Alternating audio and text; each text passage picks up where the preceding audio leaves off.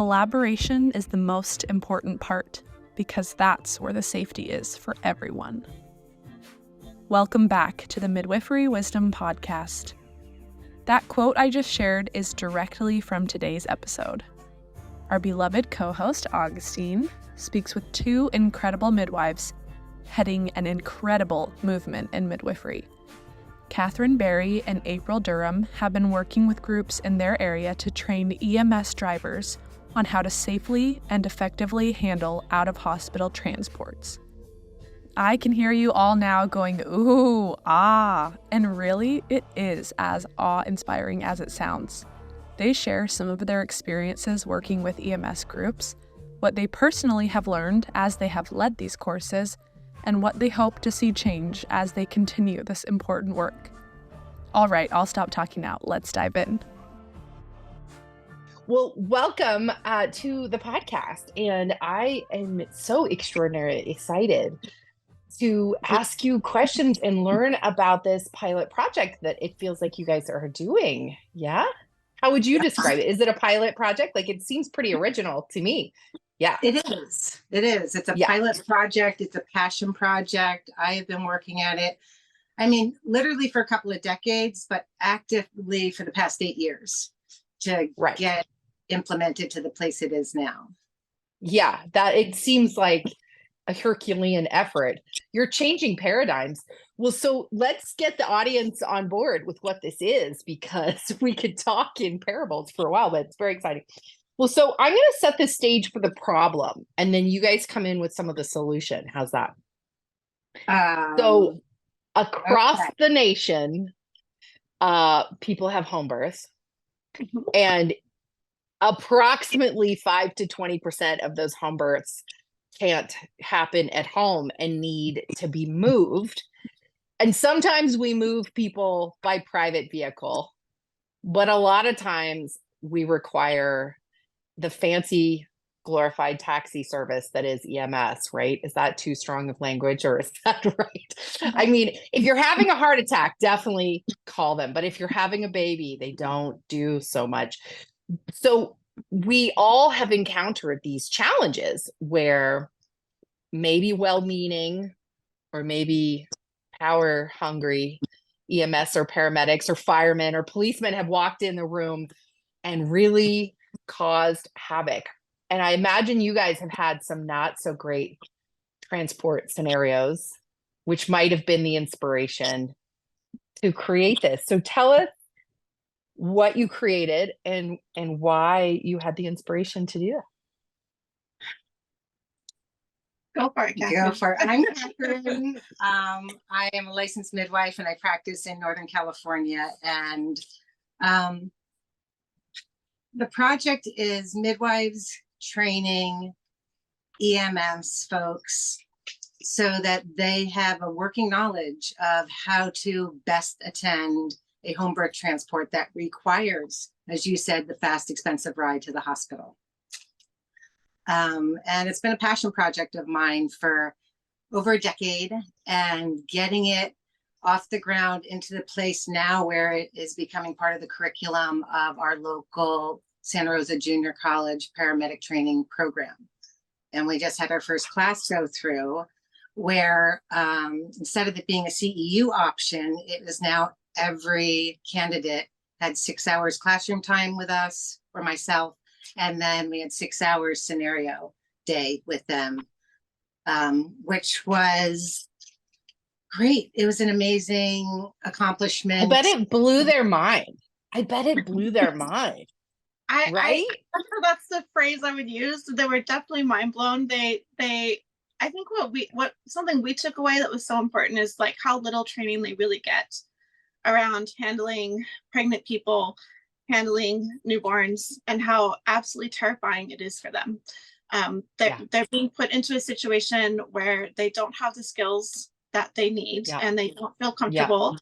And and they are, and there's 2 patients typically instead of 1, which is another whole scene for them. And then the actual logistics of managing it is really hard and really scary for them. So You know, Yeah. we definitely put them through the paces that day.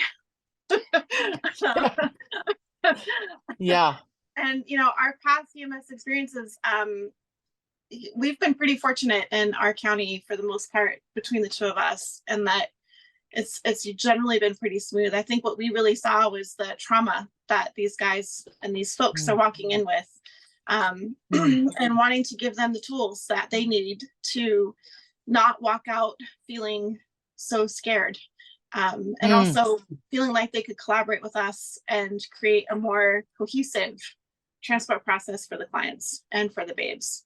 And the collaboration is That's the most amazing. important part, because that's where the safety is for everyone. Yes. We've reached the point where we're actually calling in an ambulance for help. The best thing we can do for everyone's safety is be able to collaborate and have a language that's somewhat familiar to them, whether it is the language we're speaking or just the language of what equipment do I have that I bring in for these patients that I'm going to take care of, and what questions might I ask? Yeah. And, you know, one of the EMT experiences that stands out for me in terms of, I've definitely had the negative ones. One of them resulted in my preceptor getting reported to the medical board, simply because of the interaction between the personal interaction between the life support team and the midwife. So that in my training, I was like, ooh, that can't happen. That's a bad thing.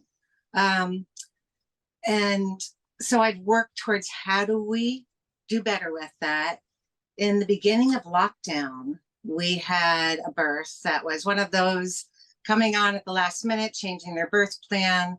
And we had a baby who wasn't stable. And, you know, mostly because it had too much fluid in its belly and we couldn't stabilize. And we did call for the EMTs. And these two new guys walk in and they are so terrified, and both very new. And they were able to collaborate with us on a level that we did a safe transport to the hospital. It was complete, doing chest compressions, and they weren't able to do it. And they were able to let me do it for them and with them. And not in a shame way, not in a, I'm taking over your role way, just we're collaborating because we have something to manage here. So I think that really motivated me to get my gears rolling a little bit more, to give all the candidates an opportunity to dive in as much as they want to understand this possible. Have some tools. Yeah, have some tools, right? I mean, I think that's what the fear is they're like, having a heart attack, I've got my monitor, you know, have a cut, I've got some tape, you need an IV, I've got, but for childbirth, it's like, oh God, I don't even have a Doppler, you know, like they don't know what they're doing, right? So yeah, giving them some tools finally. And like you said, some language, I bet that's probably really powerful. Well, there's been some, I mean, first of all, congratulations. Like I really, before we go into like the conversation about what this all means and how it can be replicated and what's all happening, I just want to say congratulations. Like that's a major accomplishment, not just to write a curriculum and show up, but like to convince the powers that be that this is necessary. Like that's really big. How did you do that? KathRyn infiltrated. You know, in 2017, we had the Tubbs fire here. And it was this place where we lost 22 people. We lost 6,000 buildings. We lost maybe, hundreds of thousands of acres. And it was a place in our community where folks were either leaving and going to somewhere they felt safer, or you were going to dig in more and figure out what else does my community need. And during that time, our 3 hospitals are all located in the same place, so evacuations were happening, and there wasn't a plan. And I had doctor colleagues and friends calling me and saying, hey, I have no place for my patients to birth. She's lovely, she's healthy, she's a good candidate. Can you guys attend? Here's her chart. Wow. Here's her chart. Wow. So we were trained as community healthcare providers. And we have that interaction with our community. So they thought of who's got the equipment to go do this, and we did. And ever since then, I have just always been available for anything in my community that they need.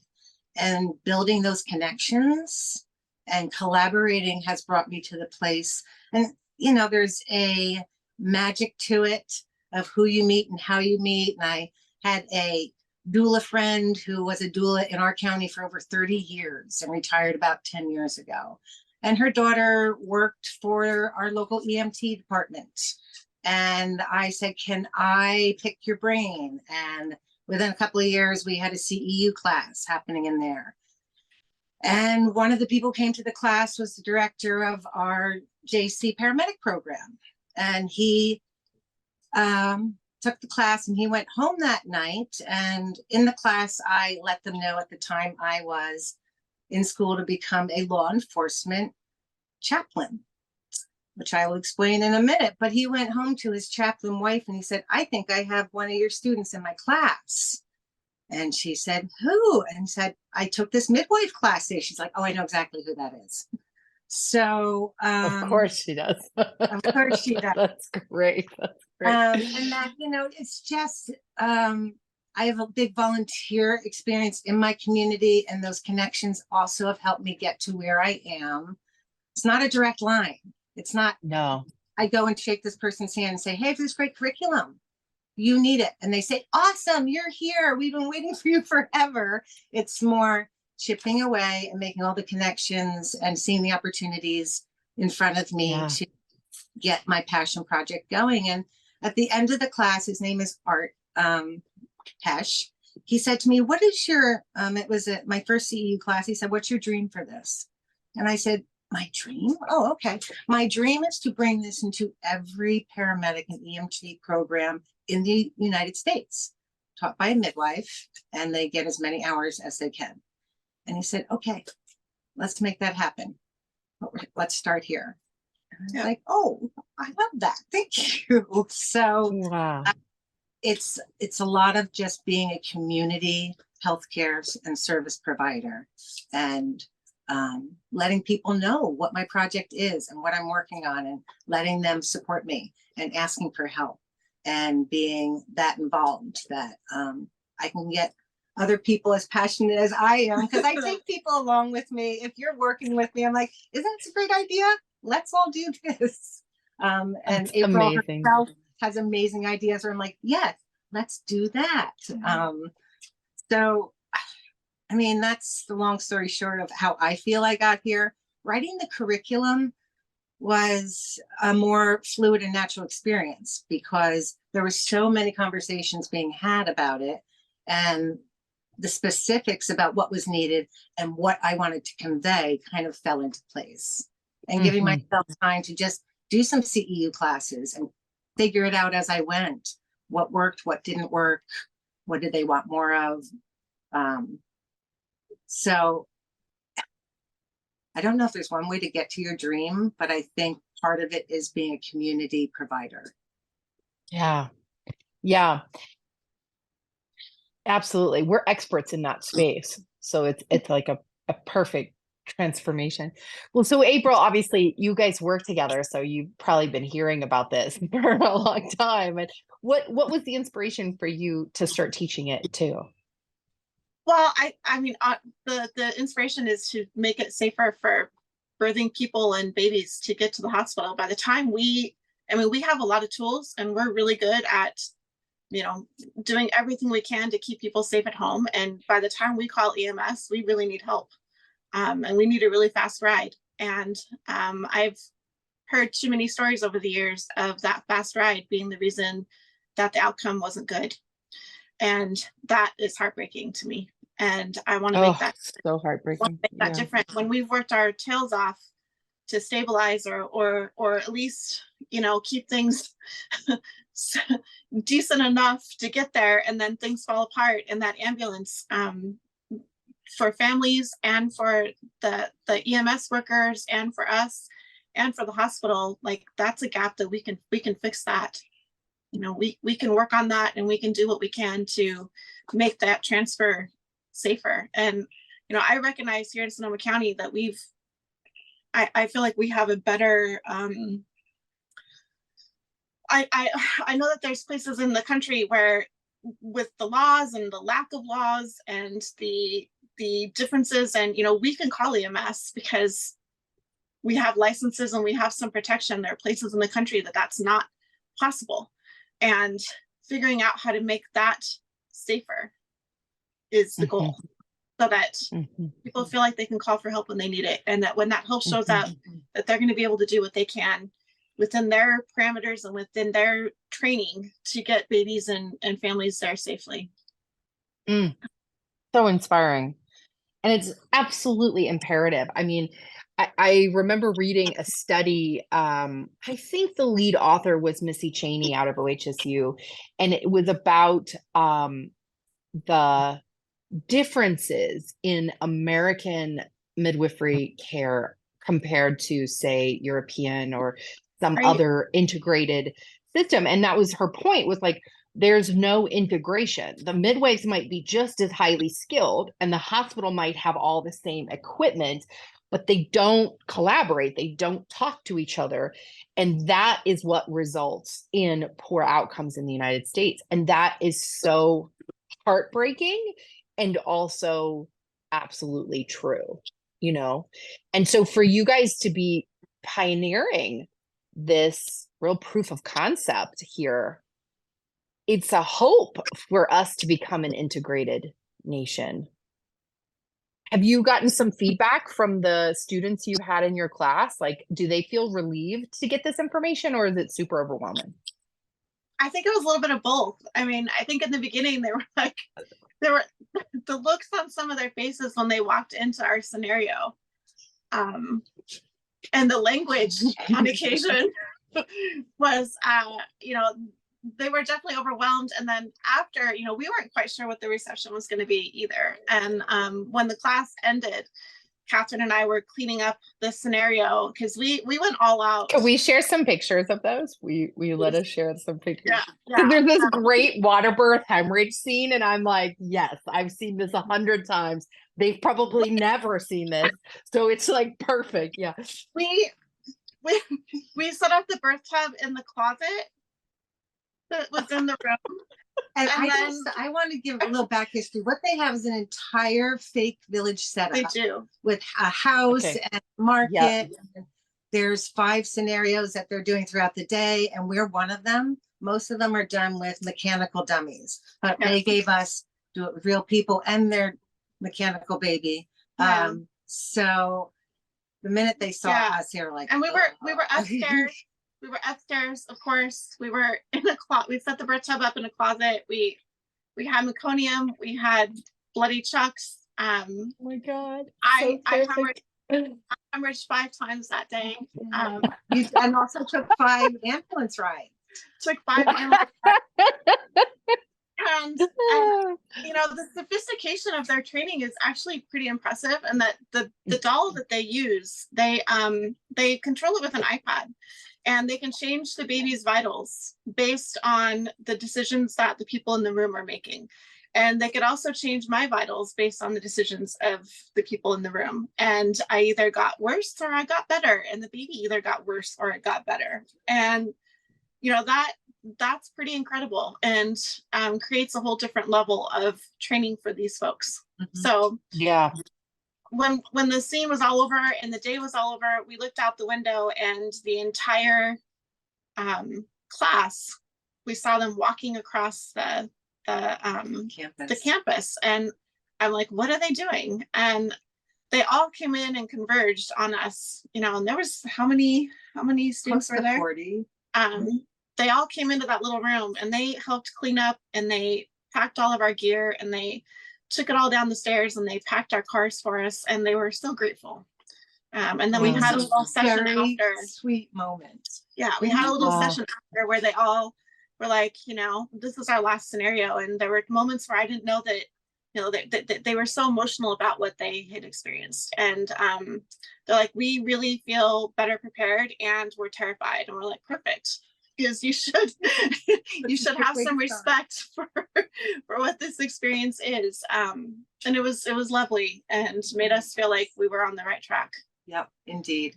I hope you guys were really proud of yourselves. Like, did you get to see yourselves through their eyes? Like, oh my God, midwives are amazing. Like, did you get that view? I did have a moment. And we had that, each scenario had a seasoned medic in the room doing the iPad and assessing and proctoring. And by the third scenario in, he's like, I've been doing this for quite a minute in my life. And I thought I knew things. I have learned more today than I've learned in years. And I have a totally different view of what I'm managing in these scenarios. And I was like, that's great. In the first scenario where he came in, he was like, oh boy, what am I doing here? What's gonna happen? But wow. And the students, I had 6 hours with the students a couple of weeks before we did Scenario Village with them. And I saw the moment where it clicked for them, our skill level in training and what we carry and what we do. And one student raises his hand and his question is, why do you need us? Like he understood, like, you are the expert here. Why do you need anything I can do? And the instructor said, because you are the fast ride to the hospital for these experts in the room. The other thing we get across to them that makes them, every scenario that came through knew it. You can take a midwife in the rig with you. You're not relinquishing care to us. You can bring us with you. And we're still there to support, teach, assess. And so every scenario, the first thing they're like, would you like to come in the rig with us? And we're like, cool, we got that point across. But that's a big one. That's exciting. God. You know, we had 5 different groups of trainees come in and do it. And every single one of them handled it differently. Mm-hmm. My favorite was the one who gave you fentanyl nasally because she had some pain. The proctor and me both were in the ambulance and she's getting there and she's like, sure, I'll have that. We both give each other a look like, what is even going on here? And I'm like, we're in the party bus, man. Every single group that came through handled the scenario differently. And that part was so fascinating, and it really reinforced for us that we are the experts in the room. Yes. And we, and that was really, and I look forward to teaching that piece. And building the confidence in us as practitioners and providers of like, you're running the show. Because we had our student with us that day, B. Johnson, and I was like, so B, do you want to be the primary and I'll be your sister? And she's like, no. I was like, okay.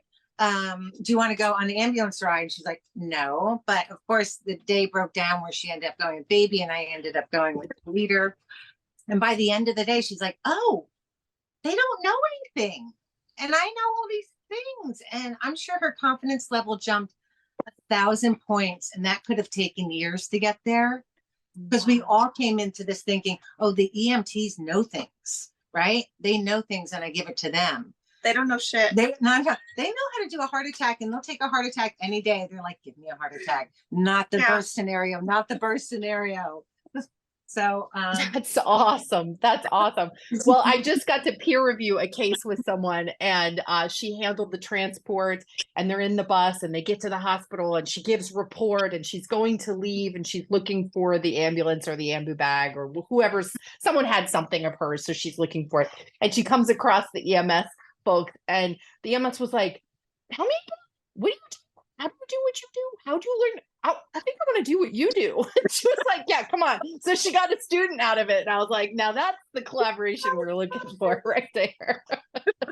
It's like the more people get exposed to it and have an opportunity to see, oh, that's a career and I can do that and it's legal. Yes. Yes. I know. And that's this spreading this world. You guys are doing it. I'm so proud of you. I want to pause here for a second. I want to hear all about what happened in your day, but this is something I teach when I teach continuing ed. I teach a lot about how midwives have a greater level of skill at a transport than do EMS on all levels. Maternity care, postpartum hemorrhage, newborn care, NRP. We've got a higher level of education until we get into the room with the neonatologist, the NICU nurse, the pediatrics, the OB, like until we're standing with the people who are taking over care in the facility, the entire transport, we have the higher level of care. And that in states where it's ambiguous or you're facing somebody who doesn't know what they're doing, they haven't had these training, it's okay to pull rank and to put your authority out and be like, I know what I'm doing. You don't. Why don't you support me? And I was teaching this once and someone on the East Coast spoke up and she was like, nope. We've been advised that when the EMS shows up, we hand everything over. And I was like, who advised you for that? And she said, the lawyer for the State Midwives Association has told them to back off with the EMS. And I was like, okay, well, follow your state law. Like I can't override that. But it's so exciting for me to hear that here on the West Coast, at least, we're maintaining that authority and that knowledge base that we've cultivated in this relationship. Did you have any pushback? Did anyone say something like what I've just said to you? No, everyone assumes that you're the expert. They were happy to hear from their teacher that was an option. It made them understand the collaboration that we're working on. That why would you leave that person behind when they know everything? You take them, their brain is in the rig. And honestly, there were some gray areas that we would come to in how care could look. And it was also a collaborative discussion with the proctors and with the program directors of where does this fall? And some of it still falls in, we're not really sure.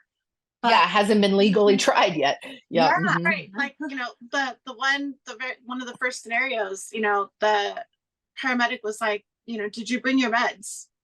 Asking us in the rig, like, did you bring your meds? And we were like, you know, and I was hemorrhaging mom, but KathRyn was like, no, we did not bring meds. And she's like, oh, well, then who's going to give the Pitocin again? And, you know, we didn't even realize it was an option that we could bring our meds and that we could administer once we're quote unquote under their care. And we're not quite sure what that ruling even is or what that might look like.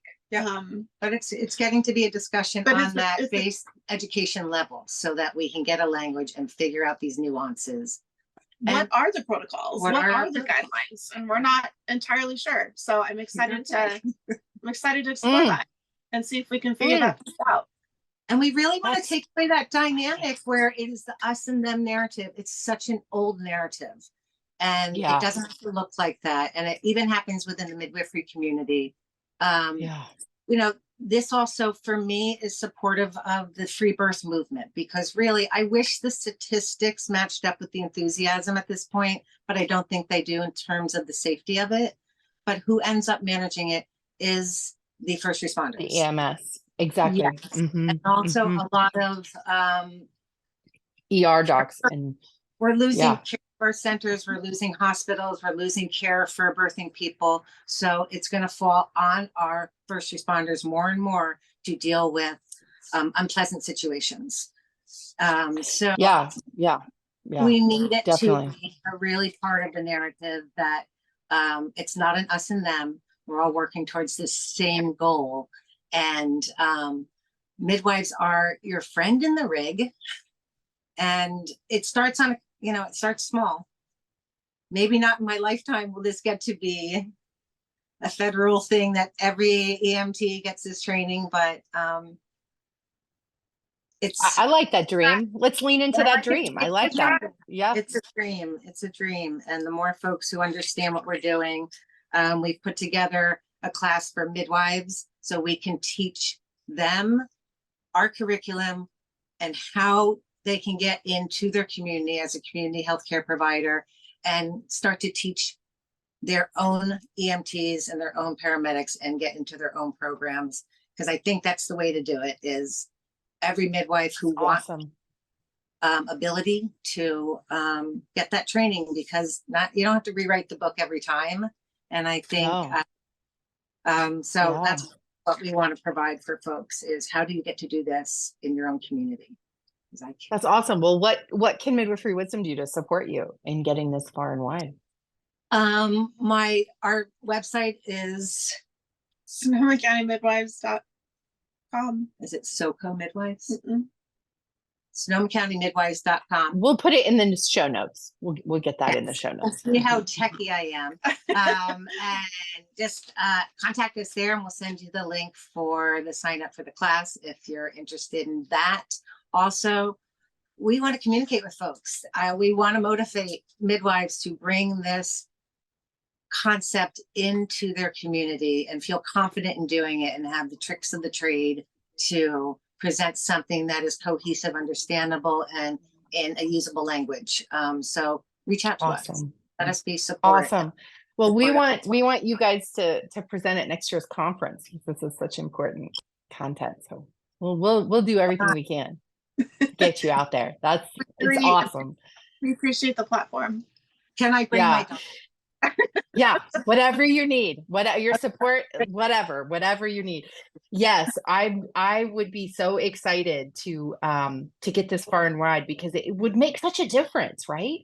I mean, like, I can't remember the year, but there was a year or maybe 18 months in Washington State's history in, say, 2006, maybe 2007, where there were 6 neonatal deaths, all attributed to EMS transport scenarios, all in the same year.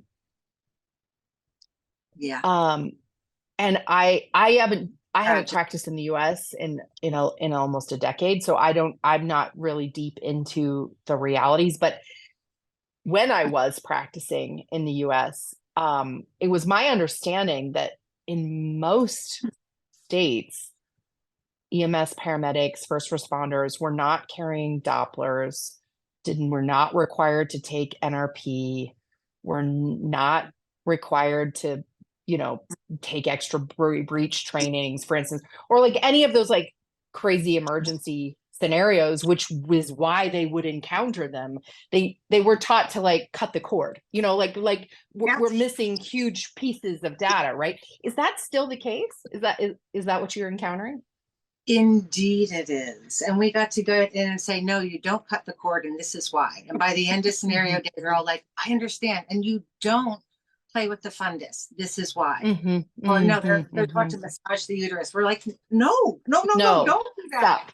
Not evidence-based. Yeah, exactly. But basically, I think one of the things that was really one of my big takeaways of a lot of this is realizing how incredibly different it is, not just from county to county, from state to state, but from training program to training program, from individual company to company, that there is no standard. There is no standard for what they're being taught and what they're being trained. And the amount that they're being trained can vary so much from not just like from one company to another company in the same county, in the same town. And that's part of what I feel like really needs addressed, because if we don't have any, like how, like there's a standard for resuscitation. There's a standard for an AED machine. There's a standard after a car accident. Why isn't there a standard for birth? This is absolutely brilliant. And I personally have taken the 911 dispatcher training and EMT training because I just wanted more language. I wanted to figure out how to do this program. One of the things I learned was their language is not, in terms of how they communicate and their abbreviations, is not universal. From one company to, or within the same state. And I raised my hand and said, why? Why? And they said, because that's the way we've always done it, basically. So they have their own hurdles that they're dealing with within the structure of that care model. And I have so much compassion for these first responders who just want to do a good job. They do. Yeah. And our focus is saving them from the trauma that they experience because they burn out. They have a high suicide rate. They have a high cancer rate. They have a high addiction rate. And a lot of it has to do with throwing them into trauma and not getting care afterwards. So if we well, can and being ill prepared, it sounds like create the trauma. Yeah. There's nothing more traumatic than not knowing how to help when you're supposed to be the one that's helping, right? I mean, that's terrifying. It's Yeah, terrifying. I'm sure. Like I know of several EMTs and the EMTs that aren't also midwives, because that happens a lot too. But the EMTs that aren't also midwives, they all have like horror stories, walking in on XYZ, right? And not knowing. And of course, many of the horror stories around birth revolve around home birth, right? Because there's going to be horror stories about a motorcycle accident or walking into a shooting or something like that would be horrible. But we associate childbirth as being like beautiful and joyous. And so it's even more shocking, I think, for them to encounter a torrential hemorrhage, a baby not breathing, a baby whose head is out and body is stuck, and like all these things that they may encounter. And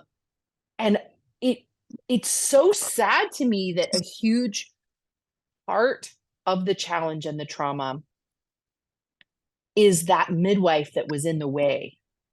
That midwife I was trying to get out of the way so I could treat the patient. And it's like, it's so exciting. Like, really, I have the chills about what you're doing to shift this paradigm. Like, it's so exciting. It's exciting. Thank you. Like, yeah, so exciting. There's so much erroneous information out there. I can only imagine what like if the general public thinks this about childbirth, mix that with some other people's opinion and some bad education and a childbirth video from the 70s, and these EMS are probably like, okay, so then you guys come in with hemorrhage and water births and all this stuff. But you have the authority, you have the ability to walk them through those emergencies. It must be so inspiring. I have in my head some of the emergencies you might teach about. Would you be willing to share? I mean, I know this is proprietary, and so like don't share more than you want to, but like what are some of because our listeners are mostly midwives, so they're going to be fascinated, like hemorrhage, resuscitation, cord prolapse, breathe. Like what are you teaching on? Like that's what I want to know about. Yeah, our scenario that we kind of covered was like we had a whole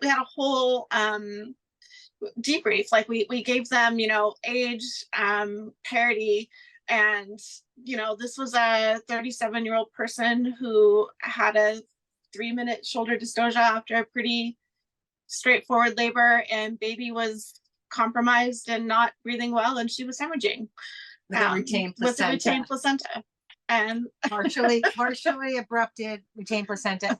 And we kind of before the scenarios, they gave us things they wanted us to cover in terms of training for that opportunity, and then we kind of collaborated and came up with the themes. But yeah, we would like to cover, the list continues to grow as we talk to more people of like, you got to cover this, you got to cover that. This happened to me one time. Those sorts of things. We're excited to hear more. What we did was take pieces from hemorrhage that we had dealt with, or that baby, remember that baby, and that was that scenario. So we took pieces of the story to meet their learning needs, and then we tried to be really good actors. And I played a kind of, my role was a midwife who wasn't that engaged, could give some information, was doing her job well, but not as available as maybe another midwife could be. Maybe she was in a trauma response or something, or maybe, who knows? Just not a warm fuzzy, and not a warm fuzzy. Not okay. forthright. Mm-hmm. Like I told you that information, like I already gave it to you, not in a mean way, but not checking back in, like here's the vitals and here's this, and get this, we need to get her out of here. And right. And you played an amazing hemorrhager. And I also had a partner. Did you pass out 5 times? I want to hear all about this. I didn't always pass out. It depended on my vitals, but I puked a lot. Oh, wow. That's rough. We had a partner who was an EMT trainee, and we named him Romeo. Okay. Romeo, my Irish husband. Your Irish husband. And he had to go along with every scenario as we played it out, because each one we tweaked a little bit, and he did great. He really he started to really figure it out, and he came up with his own scenarios and how he acted towards the EMS. You know, we had him be the person who called and gave the report, called for EMS. And that was another thing we kind of learned about, is like the dispatch, the information that's conveyed you know, it's kind of like playing phone call, like telephone when you were a kid. You know, the information just doesn't always. What was her LMP? Doesn't matter right now. Can we stay on focus? Her pre-pregnancy weight? Okay, not relevant. Stop. So that, you know, that's another piece we really want to cover as well, is how to changing that script for the 911 dispatchers. Yeah, we've all wanted that to happen. I don't know if you remember that. Was it? I mean, it's kind of, I don't want to call it an expose, but that really challenging gatehouse media piece. Did you ever hear that in, was it 2020 or 2021?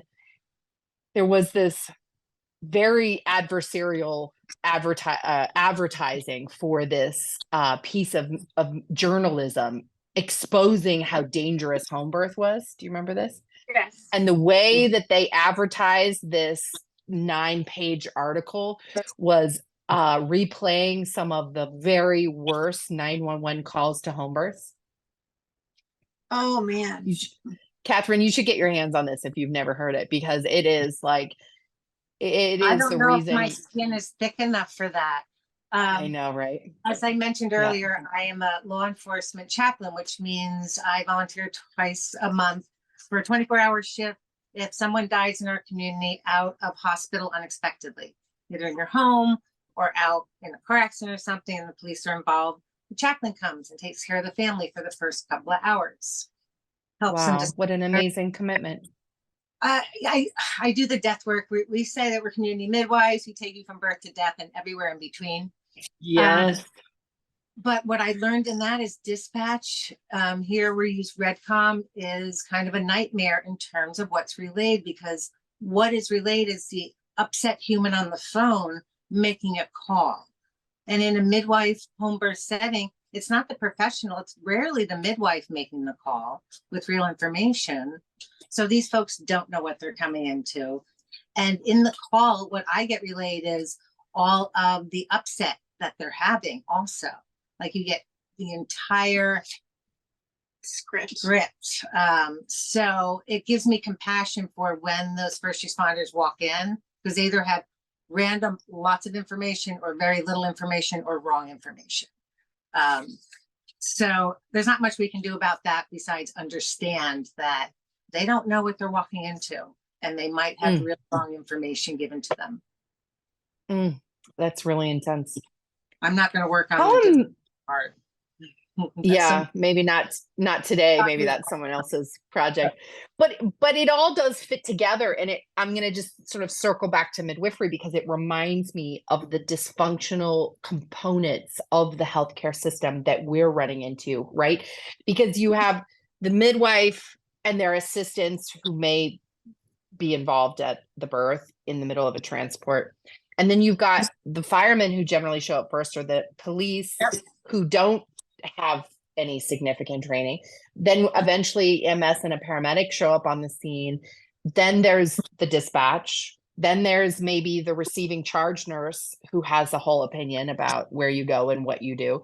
Then there's the doc on call, or the resident, or the hospitalist, or whoever is being charged with making this decision. Sometimes you have to go through ER. Sometimes you have to be seen by an ER doc before you can even be referred up to OB, right? There's just this fragmented, disrupted, and each of those scenarios is asking those clinicians or those service providers to make a decision for that in the moment. It's not following any kind of protocol. It's not following any kind of guideline, right? They're just asked to be like, oh shit, this fell in my lap. What do I do? What a terrible use of our resources to make people have to do that over and over and over. No wonder they're traumatized, right? Yeah, it's not sustainable. Yeah, I It's think not sustainable. That's the word. Yeah. Another thing that we kind of learned is that the titles that they give their practitioners, the EMT, the medic, the paramedic, that varies from company to company as well. So, oh wow, tell me more about this. I that's all I really know. Wish I did, because we're still trying to figure it out. You know, and they each have a scope. But each, like, whoever walks into that room, you don't always know you're not going to know what their training is necessarily, unless you ask some pretty specific questions. And we're still figuring this piece out. I just assume they're all first responders and they took a weekend training, and they don't have more than that, right? Yeah. You know, and getting in there and letting them know it's okay not to be the expert, and it's okay to not know what's happening here. And it is a bit of a shit show, and it does require a different set of skills that you don't have. And it's okay, because we have them, and we're here to help. And that whole breakdown, you know, in the system that we're talking about, you know, if we get to go on the bus and we get to be there in the ER and we get to be there, then we are the stabilizer. We are bridging that gap, and figuring out how to smooth that part out is part of the goal. Right. And take it all the way to the NICU. And that's usually how we do it, is we go from home to rig to ER, often you have to go through. So we're also getting to be part of the report that's given, because a report given by an EMT, one of the things that game of telephone again. Yeah. It is. And they forget to say hemorrhage first. Like, if we're dealing with a hemorrhage, it's hard for them to remember. They're good at getting the stats out. And I'm like, no, first thing is, it's a hemorrhage. And a retained placenta. Right. So I would love to jump in here, because one of the ways that we teach at Midwifery Wisdom, you know, we have skills and drills, and one of our stations is transport. And in our transport station, I teach about using SBAR, because it's the most commonly understood verbal reporting system within the medical model. You're nodding your heads. You agree? You see this as well? Situation, background, assessment, recommendations. You're using this as well? What we're dealing with is we're bridging a language between midwifery assessments and deciphering and these first responders, and what their assessment and deciphering is. And that's where things are getting mixed. Because they might be taking all the vitals, and they may have all the information, but they're not discerning, oh, it's the hemorrhage, and here's all the vitals because of the hemorrhage. The hemorrhage is just part of that critical thinking, that prioritization of content. That's the big skill. Yeah. Wow. Well, it's so big. I mean, gosh, this is so far reaching, right? Like, what could come of this could be part of the paradigm shift that moves midwifery into the mainstream. It's so exciting. That's the whole. So inspired by you guys. You know, one time I had a 19-minute resuscitation. I'm going to tell a little story. 40 weeks and 2 days, VBAC, 8.5-hour labor, as straightforward as you could be. Baby was about 8 pounds. Heart tone's normal throughout, 140 baseline, good variability, no decels, push for maybe an hour. Like, you couldn't ask for a better scenario. We were not worried, right? That's the intro. Not worried. Like one of those, like, just permagrin sitting in the corner. You're doing great. One of those births, right? And she birthed on a birth stool. Dad was helping catch. Baby came out. Good tone, good color, eyes open, no breath. So stimulate and dry and, you know, talk to your baby and the things. No breath. Like, okay, we're gonna show you. Hey, buddy, it's like this. Couple breaths. No breath. Heart tone's 130, 140. Pink. Arms aren't floppy, I mean, but not super drawn up, but there's enough tone that, like, they're in their body, they're here. No breath. So I breathed for that baby through the decision to call 911 till the cord stopped functioning and we cut the cord. Baby got moved to a stable place, still breathing, still assessing, still good heart tones, no need for chest compressions, but no respiratory effort. EMS arrived at 9 minutes. And I have the baby on the transport board, ready to go. And they won't let us carry the baby in that. It has to be strapped to the gurney. So I couldn't figure out a way to like do that without like having the baby like close to me. So I just climbed on the gurney holding the baby's thing. And I was like, you can strap it right around us. I'm going to stay right here because I can't stop breathing for this baby. They're not breathing. And nobody here seems to even have that awareness, right? So I'm like, I'm not letting this baby off my lap. So they strapped me onto the gurney and the baby's on me. And so I'm breathing for the baby. So they wheel it out to the bus and load the ambulance, and then trying to figure out if dad's coming with us, stopped in the parking lot. Hey, can we go? Like, can you leave now? You know, I'm still doing this. Few minutes later, we finally pull out and we drive the speed limit to the hospital, stopping at red lights. It's only a mile away, but that is an eternity in this kind of a moment.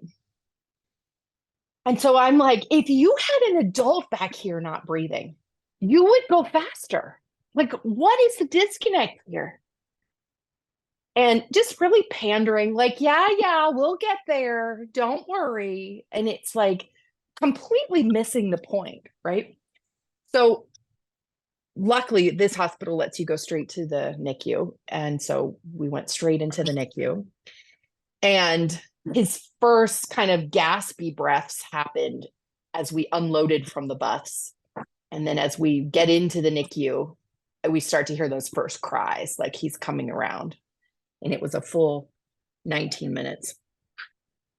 And I just remember like this fury, you know, like this literal fury, like as if we didn't have enough on our shoulders, enough adrenaline, enough responsibility for people's lives to then be gaslit and discounted by the literal people we're calling to help us.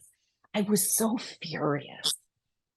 And then, of course, to add insult to injury, the doula, as well-meaning as she was, had kept a video running the entire time and thought that it would be fantastic if she just played that for the neonatologist, the perinatologist, so that they could see what happened.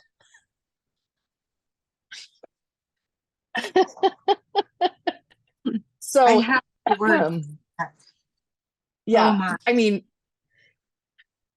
you know, I think that's a typical scenario of they just don't understand the gravity of what they're transporting. Yeah. And yeah, they don't understand. They don't turn on the lights, or they don't go quickly because it's not clear to them. They do not understand. And then they do not know how to communicate with this person who's in their rig, who's not a patient. And yeah, that's a good point. They just leave. They just kind of leave the scenario, go into some mode of another human, and it throws them off from being their best assessing selves. And I think a lot of it is the fact that there's a compromised baby. And across the board, even very seasoned medics are telling me still, we don't like compromised babies. Nobody likes it. No one likes it. But I think the interesting thing is that when a midwife is there, and we literally are so good at keeping things calm, at keeping it together, at running this scenario, that they can't even tell that there's a problem. The baby's chest was rising. Now, mind you, was attached to an amber bag that I was using for, breath, but they can't, they don't. Yeah. So that's one of the most critical issues. And I could boil it down to that lack of trust, right? They didn't trust me as a provider. And I would say more than the trainings and the excellent hemorrhage scenarios, April, I think the most powerful thing that you guys are doing is you're building this trust. You're building this bridge.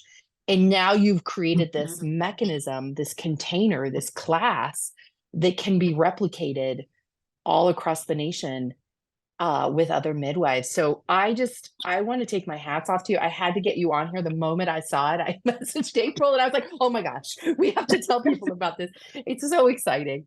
And I want to give you another huge congratulations and thank you so much for your work. Yeah. Oh, we appreciate the platform Indeed. and the acknowledgement. Yeah, thank you.